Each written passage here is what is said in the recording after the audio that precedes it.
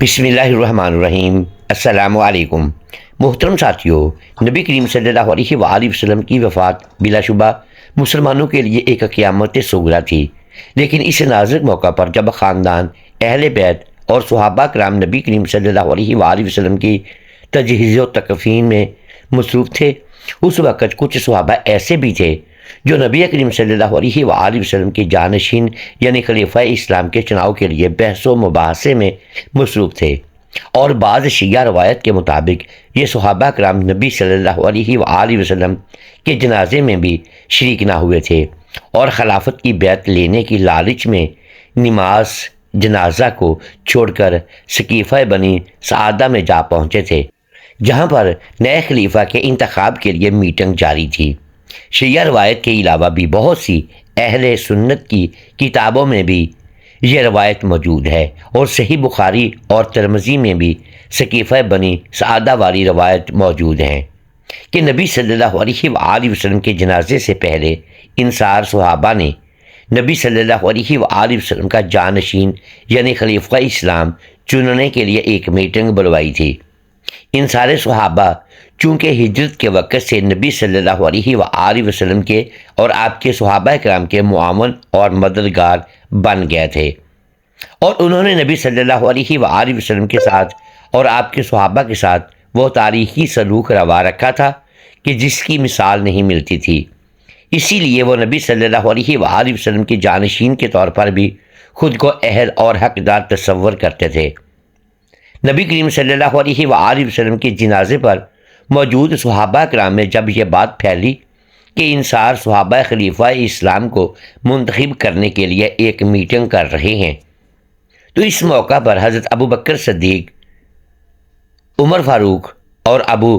دردہ رضی اللہ تعالی عنہم اجمعین فوراً نماز جنازہ کے اس مجمع سے اٹھے اور سقیفہ بنی سعادہ جانے کے لیے دوڑے۔ اس عمل کے پیچھے اہل تشیع کا تصور یہ ہے کہ یہ صحابہ صرف خلافت حاصل کرنے کی لالچ میں نبی صلی اللہ علیہ وآلہ وسلم کے جنازے کو چھوڑ کر سقیفہ بنی سعادہ جا پہنچے تھے، جبکہ اہل سنت جماعت کا موقف یہ ہے کہ ان صحابہ کی جانب سے نبی صلی اللہ علیہ وآلہ وسلم کے جنازے کو چھوڑنے کا تو تصور بھی کرنا گناہ ہے۔ یہ عشرہ مبشرہ صحابہ کرام تھے، اور ان میں سے ایک وہ تھے کہ جو نبی صلی اللہ علیہ وآلہ وسلم کے سفر و حضر میں ساتھی تھے، یار غار تھے، نبی صلی اللہ علیہ وآلہ وسلم کے سسر تھے، جن کو صدیق کا لقب نبی صلی اللہ علیہ وآلہ وسلم نے خود اپنی زبان اطہر سے عطا فرمایا تھا، اور دوسرے عمر فاروق کہ جن کو نبی کریم صلی اللہ علیہ وآلہ وسلم نے خود اللہ تعالیٰ سے دعا مانگ کر لیا تھا۔ نبی صلی اللہ علیہ وآلہ وسلم نے دعا کی تھی، یا اللہ عمر بن ہشام یا عمر بن خطاب میں سے کسی ایک کو اسلام کی دولت سے مالا مال فرما دے، اور اللہ تبارک و تعالیٰ نے عمر فاروق رضی اللہ تعالیٰ عنہ کو مشرف اسلام فرمایا تھا، اور ابو دردہ جن کو نبی صلی اللہ علیہ وآلہ وسلم نے اپنا مشیر مقرر فرما رکھا تھا۔ ان تینوں صحابہ کرام کی جانب یہ گمان کرنا کہ یہ نبی صلی اللہ علیہ وآلہ وسلم کا جنازہ ادا کیے بغیر صرف خلافت کے لالچ میں وہاں سے چلے گئے تھے،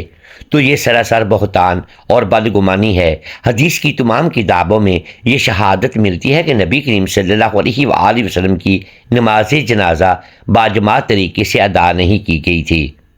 بلکہ تمام صحابہ کرام نے فرداً انفرادی طور پر نبی صلی اللہ علیہ وآلہ وسلم کا نماز جنازہ ادا کیا تھا، اور 3 دن تک نبی صلی اللہ علیہ وآلہ وسلم کا نماز جنازہ صحابہ کرام انفرادی طور پر ادا کرتے رہے۔ چنانچہ یہ گمان بھی کہا جا سکتا ہے کہ ان تینوں صحابہ کرام نے نبی صلی اللہ علیہ وآلہ وسلم کا نماز جنازہ سقیفہ بنی سعادہ جانے سے پہلے یا وہاں سے فراغت پا کر بعد میں ادا کر لیا ہو۔ اور رہی بات خلافت کی لالچ کی، تو مولانا مودودی فرماتے ہیں کہ ان تینوں صحابہ کرام کا سقیفہ بنی سعادہ میں اس خلافت کی میٹنگ میں شریک ہونے کا مقصد خلافت حاصل کرنا نہیں، بلکہ ان سارے صحابہ کو اس بات سے آگاہی دینا تھا کہ خلافت نبی صلی اللہ علیہ وآلہ وسلم کے فرمان کے مطابق قریش میں ہی رہے گی، کیونکہ انصار قبیلہ قریش کے مقابلے میں نسبتاً کمزور تھا، اور اگر انصار صحابہ میں سے کوئی خلیفہ منتخب ہو جاتا تو مسلمانوں کے درمیان خانہ جنگیاں وقوع پذیر ہو سکتی تھی، جن سے امت مسلمہ منتشر ہو جاتی، اور اسلام کا شہرازہ بکھر جاتا۔ چنانچہ ابو بکر صدیق رضی اللہ تعالی عنہ اور عمر فاروق کا اس محفل میں شریک ہونے کا مقصد صرف اور صرف مسلمانوں کو انتشار سے اور ناچاکیوں سے بچانے کا تھا، نہ کہ خود خلافت کے لیے حاصل کرنے کا۔ اس موقع پر ابو بکر صدیق رضی اللہ تعالی عنہ ان سارے صحابہ کو قائل کرنے کی کوشش کی اور ان کو سمجھایا